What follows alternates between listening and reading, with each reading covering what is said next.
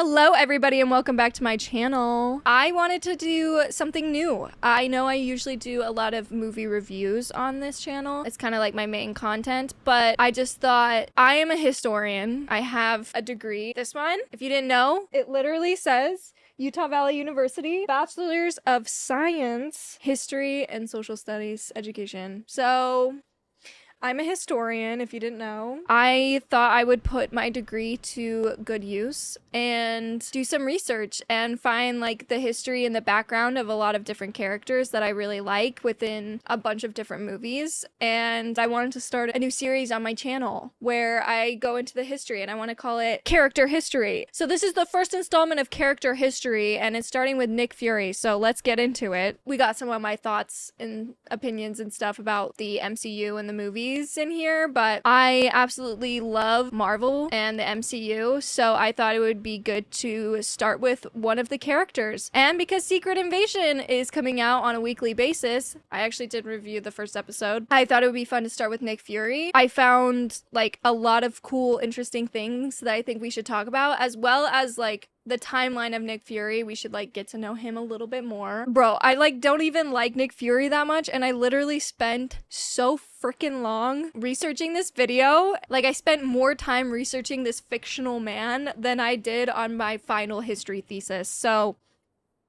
there you go. I'm dedicated. It took me a while. But I feel like we're prepared now and we know more about a beloved character to some. So go through his whole history. If you haven't watched a history video on Nick Fury, here you are from an actual historian. I'm actually doing the work for you so that you don't have to. So much work, in fact, that there is like so many pages and pages and pages and pages and pages and pages, like 11 pages, I think, of research that I did on Nick Fury. It's real. I'm legitimate. I know what I'm doing. And then also, I thought it would be fun to talk about the MCU's Nick Fury and why I think he is actually an essential character, because at first I thought he was just like whatever background character, and now I thoroughly believe that he is super essential and like important to the MCU. So growth, baby, growth.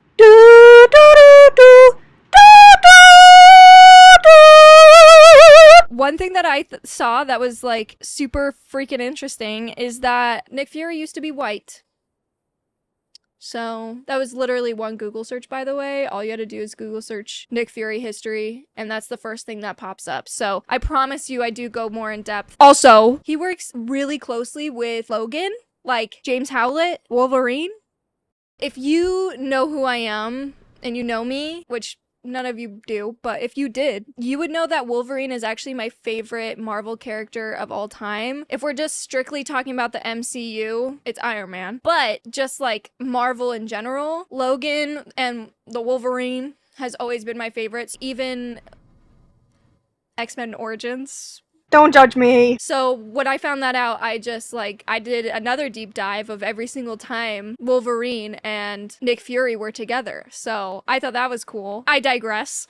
Let's go ahead and learn a little bit about Nick Fury, shall we? So there are two main versions of Nick Fury. There's Earth 616, which was written by Stan Lee, and that is the white Nick Fury. Then there's also the other one. It's the Ultimate Marvel series. That's what it's called, Ultimate Marvel. So there's that one, and that's the one that we most closely know to resemble Samuel L. Jackson. So there's also a third Nick Fury, but we're actually not going to talk about him in this one. It's because it's Nick Fury Jr., which is Nick Fury's illegitimate son. But who cares about him? So let's go ahead and talk about the Earth 616 Nick Fury first, which is the OG Nick Fury. You first see him in the Sergeant Fury comic series. There's like 120 issues, and that starts from 1963 and goes all the way until 1974. Nicholas Joseph Fury was born in New York in 1920 in Hell's Kitchen,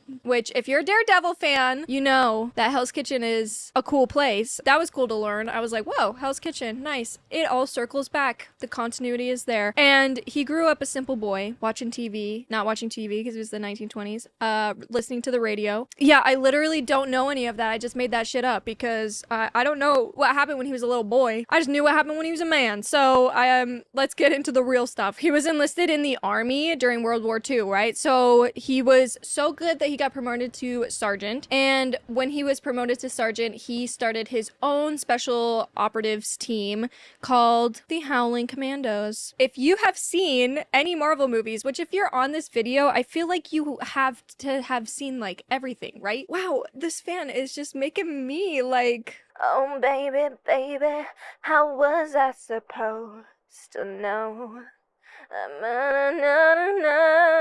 Captain America is the one in the MCU that starts the Howling Commandos, and they're like essential in saving Bucky Barnes and stopping Hydra. And it's funny because the Howling Commandos, they fought all over the Western Front of World War II, which is the European side. The Eastern Front is Japan. And they teamed up with Captain America, but they were not created by Captain America. And then you also see them fighting along Captain America and a lot of the other Avengers in the giant size invaders. So anyway, back to Nazi Germany. This is actually around the time where the Howling Commandos actually team up with James Howlett, which like I just think that is so cool, guys. Okay, because as we all know, Deadpool 3 has Wolverine in it, and it's coming out next year, and that is the first time that we're going to be seeing the X-Men and the X-Men universe cross over into the MCU, which is so cool. And I just think that hopefully in Deadpool 3 we can get to see like some of like that stuff between Nick Fury and Logan and like Wolverine and stuff, because I don't just like imagine it, even if it wasn't like a full on like, oh yeah, I used to fight with that guy, like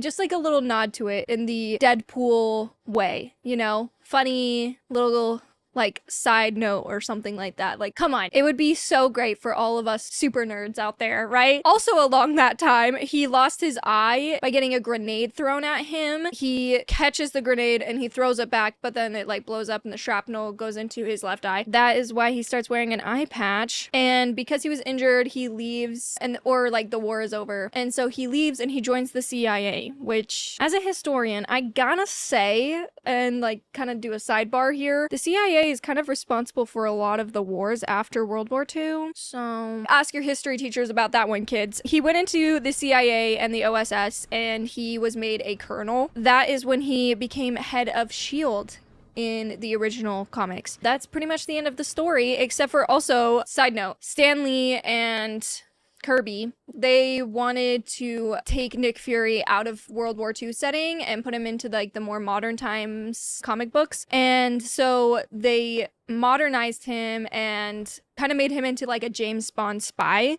which I thought was cool. And they give him this serum that makes him last like forever and like stop his aging and stuff. And that serum is called Temp V. Holy fuck! That was diabolical! I'm just kidding. If you've seen The Boys, you would get that joke. But if you haven't seen The Boys, then that was just stupid. Anyway, it was stupid regardless. It's not called Temp V. It's called the Infinity Serum. Like an Infinity Stone? You guys! Anyway, so that's like the last time that we see Nick Fury is in 1974. We'll like really see him. I'm sure there's like little things here and there that we see him in, but pretty much that's like the end of Nick Fury. Then we get the new version of Nick Fury in 2001. All the way from 1974, we don't see Nick Fury, and then 2001, we start seeing Nick Fury again. It's in the story Ultimate Marvel Team Up, written by Brian Michael Brandon and Mike Alpert. And he was still a white dude, and he looked exactly like Stan Lee's version of Nick Fury until 2002, he was redesigned to look exactly like Samuel L. Jackson, which is funny because they actually make a joke about it. He looks so much like Samuel L. Jackson that one of the agents of S.H.I.E.L.D. is like, "You look like Samuel L. Jackson." He's like, "Yeah. If there were ever made a movie about me, I want him to play me." Nick Fury says that in the comics, and look at us now. Look at us now. Look at us. Hey, look at us. Look at us. Huh? Look at us. Say it again. Look at us. He plays him in a movie, okay? They give him some background in the Ultimate comics, and like he did still fight in World War II, but he was kind of a little bit of a troublemaker in this one.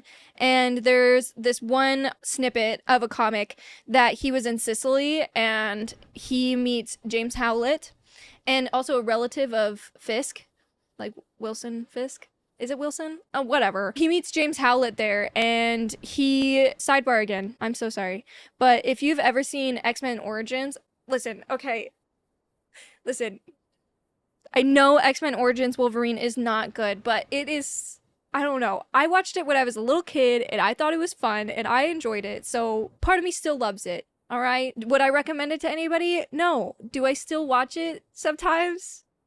Unfortunately, yes, okay? But anyway, if you know Wolverine, then you know that he had a girlfriend named Kayla Silver Fox, and she, in the comics, actually works for Hydra. Hydra and S.H.I.E.L.D. like got into like this whole like fighting thing, and Kayla ends up dying.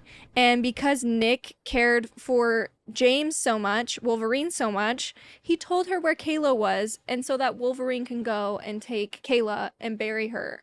And he buries her in Canada and puts Logan plus Kayla forever written in stone. And if that is not the cutest shit I've ever fucking heard, I don't even know what to say. Anyway, so back to Italy, Sicily, right? He's with James and they're like looting a house and they get caught by the American like higher up officers and they get thrown in jail. Because they're in jail, they become test subjects for this project called Project Rebirth, where they were given all these different serums and stuff. Nick Fury was given a serum to give him super strength, and with that, he broke all the prisoners out of prison. Nobody did anything about it because they got everything that they needed out of Nick Fury, so they just kind of let him get away with it. Later, after the war was over, he became an agent of S.H.I.E.L.D., and he was working during the Gulf War, and he transported Wolverine in his adamantium cage. That is when an Iraqi guerrilla came out and started fighting them, and in the crossfire, Nick Fury goes blind in his eye. He doesn't get it like completely like blown up or whatever, but he goes blind in his left eye. And so from then on, he wears an eye patch, and he was like knocked unconscious. Wolverine gets out of his adamantium cage, carries Nick Fury through the desert into safety. So they're basically best friends. If they don't do something with that in Deadpool, then like what's the point? Like that's so cool. That's your connection. Okay, that's your connection of bringing him in, is Nick Fury. But I don't know how they're supposed to, like, make him be a part of World War II. They're gonna have to figure something out like that, but whatever. They should. After that, when he's all in safety and stuff, he gets asked to be the director of S.H.I.E.L.D. The director before him is Agent Ross, but Agent Ross, like, some shit up. He was incompetent at his job, and so they gave it to Nick Fury, and the first thing Nick Fury did with that power is start a new mission to resurrect the hero program. And he formed the Ultimates, which is this world's Avengers, basically. And that's just really cool. That is pretty much the end of the story for him. We know the Avengers start and then he's done his job. So that's pretty cool. Where I got my sources, I guess. Sergeant Fury was in 120 issues, the white Nick Fury, from 1963 to 1974, as I said before. Also Agents of S.H.I.E.L.D., which was 15 issues, and Secret Invasion. And what Secret Invasion was, literally like the show, which is so cool. But in the comics, he knows that the Skrulls are trying to invade Earth. He knows that there's also a part of the plan was to capture Nick Fury and like torture him or kill him or whatever. So he stays off-world the entire time. So I bet if we read the Secret Invasion comics, we're going to see a couple of things that could be implemented in the TV show. But the TV show is already kind of going a little bit off script here because Nick Fury stays off-world until the very, very end when the Avengers, and he stands beside Captain America and the Avengers to kill the Skrulls and to fight the Skrulls. So, but this one, he's like on Earth like for a while. So, like the start of the TV show. That also leads to Secret Warriors. Secret Warriors is planning to have a show or a movie or something in the MCU. So in Secret Warriors, that is where they find out Hydra is controlling S.H.I.E.L.D. all along, like, you know, Winter Soldier. It's like they took that and put it in Winter Soldier, which is totally fine. I love finding out all these Easter eggs. If you just do your research, you find cool things, okay? And then there's also the Original Sin. That is where Nick Fury runs out of his formula and he starts getting rapid degeneration and he basically turns into the Watcher. He like turns into this old decrepit man who just has to sit back and watch everything unfold before his eyes. Like the Watcher.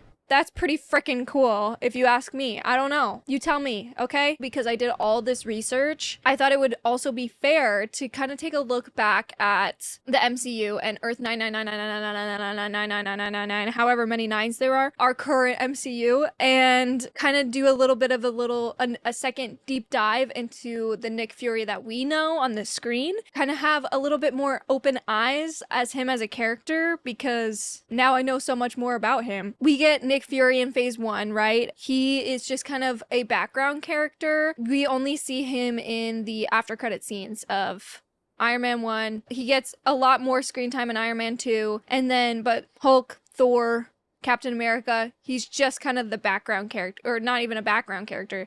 He's just the end scene guy, right? And Samuel L. Jackson, which I thought was cool, I found this out. He was just doing a cameo to have like the Marvel comic nerds kind of like freak out a little bit, seeing Nick Fury on like the silver screen, and also to see him actually be played by Samuel L. Jackson, like to have that nod back to the comics of saying like, if I was good to be played by someone, it better be Samuel L. Jackson. Like, it's just like, now that I know that, it's just so freaking cool. In the end credit scene of Iron Man 1, he mentions like there's mutants and radioactive spiders and stuff. As if gamma accidents, radioactive bug bites, and assorted mutants weren't enough. Now looking back, seeing all this stuff that I know about between him and Logan, that's just so cool. Like, he literally is linking all of these different characters and all this different potential of the MCU. Like, his character is the thing that is linking those things, which it's just freaking awesome. And that's even more potential for the new Deadpool movie. They could easily have like another clip in there, like to bring Wolverine and Samuel L. Jackson together. He's also obviously in Iron Man 2 as more of like a substantial character, but then he's just like a single scene kind of guy in Thor and in Captain America, the first Avenger, and all that kind of stuff. So he literally folded in all of these standalone films, and he made the Avengers like a promise to the viewer, which is so cool. Looking back, my opinion on him as a character has completely changed. At first I was like, oh, he's just kind of like a whatever character, like doesn't really matter. But now I can see that he's actually super essential, especially phase 1, but then he becomes like this super substantial, like good character.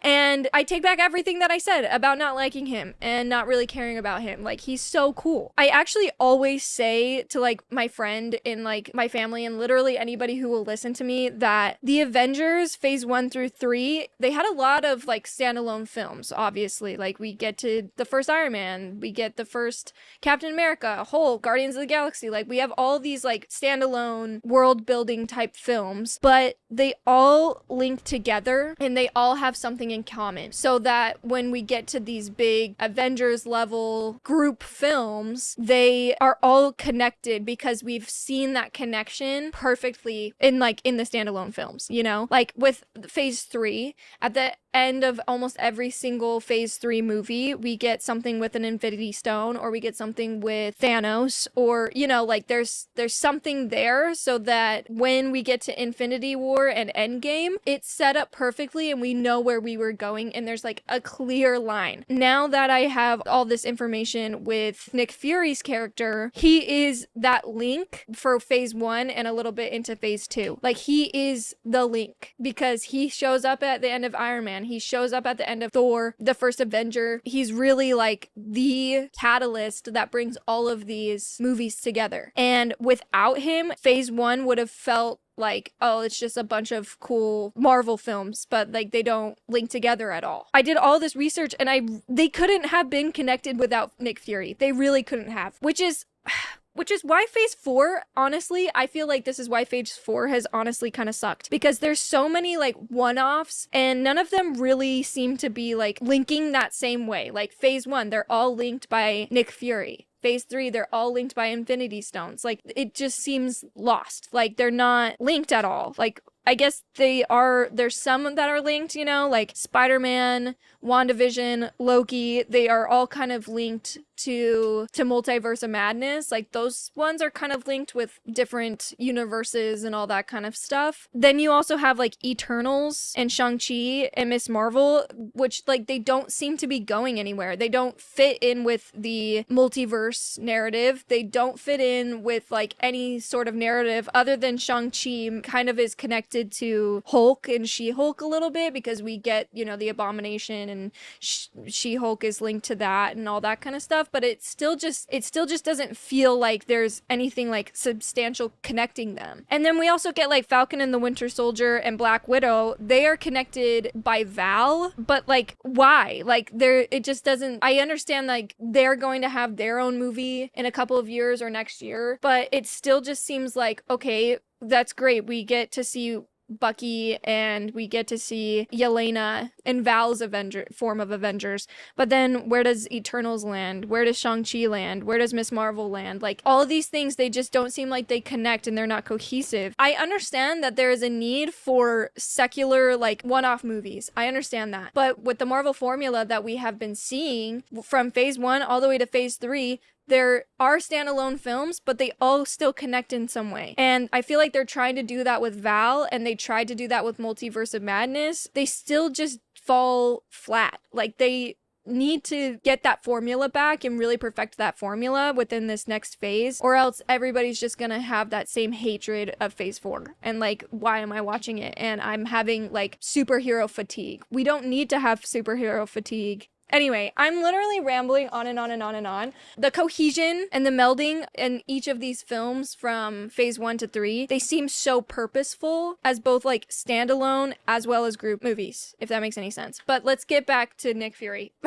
Obviously, we see him a lot more in the Avengers and the Winter Soldier, and he's like a peak person in those movies. He opens and he ends those films. Before, he was just a great plot device to meld all these movies together, but then he turned into like an actual notable character who is important. He drives the story as well as being like somebody fun to watch on the screen, you know? But then you kind of start losing that a little bit with Age of Ultron. He's not even in Civil War, which he shouldn't have been in Age of Ultron at all. They should have like, if he's gonna be gone, which is what we last see him in Winter Soldier, if he's gonna be gone, why just have him come back 1 year later? They should have had him come back in Civil War because he started the Avengers, so he should have his opinions on what's going on and like take Cap or Iron Man's side, like, you know, have something there, but he wasn't in it. But in Winter Soldier, we really see that he can be a standalone character. That movie is really what kind of is now making me excited to see him in Secret Invasion, because now he's like a substantial character that I actually like care about. Even though I didn't like Captain Marvel and I absolutely hated how they had him lose his eye in the MCU, because now that I know the history of how he lost his eye in the 2 other comic book series, this one just seemed like so dumb and just so like, well, ooh, we gotta explain it, so I guess we'll just explain it in this movie.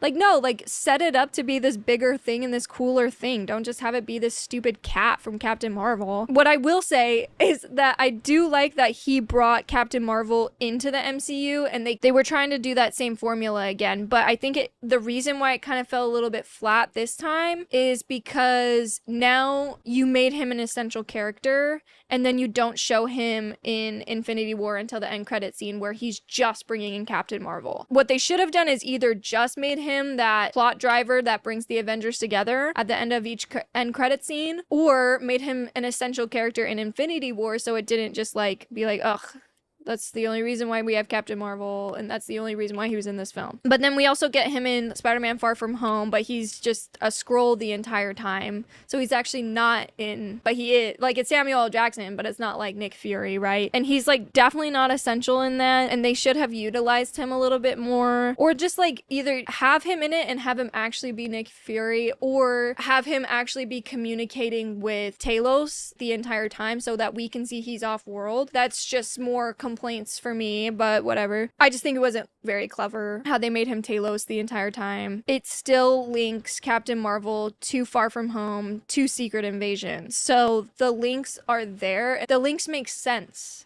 So I am a little bit happy about like that side of it, because he is still that thing that links all these things together. So I'm also not going to talk about What If because I can hate that show, but now we have Secret Invasion and we're going to get that every single week, and now I actually really care about this character. So I appreciate him so much more now as a character, and I think he brings so much more value to the MCU, and I hope that they can kind of live up to him as a character and also kind of follow his formula again, and hopefully these movies will start linking a little bit better together, and hopefully with Secret Invasion we get a better link into what's going on with all of these other shows that otherwise seem pointless. But I'm happy that I got to research this character, and I'm happy that I got to talk to you guys about this character. Hopefully it was fun. Hopefully you got to learn a little bit more about Nick Fury, and hopefully you're as excited about Secret Invasion as I am. If you know anything else that is super cool and interesting about Nick Fury, put it in the comment section down below and we can have a fun dialogue. Also, I want to make this a regular thing on my channel, so I want to talk more about the history of different characters. So if you have a character that you would like to know more about, or if you would like for me to deep dive into, please go ahead and leave them in the comment section down below, and I'd happy to do the research and find out more, and we can party hard. Thank you so much for watching. If you'd like to see more, go ahead and like and subscribe, and I will see you on Thursday, where I review the next episode of Secret Invasion, episode 2. I will also be giving you a review of Indiana Jones, as that comes out next week, so it's gonna be a busy time, it's gonna be fun, and I hope you stick around for the ride. Thank you so much. Bye!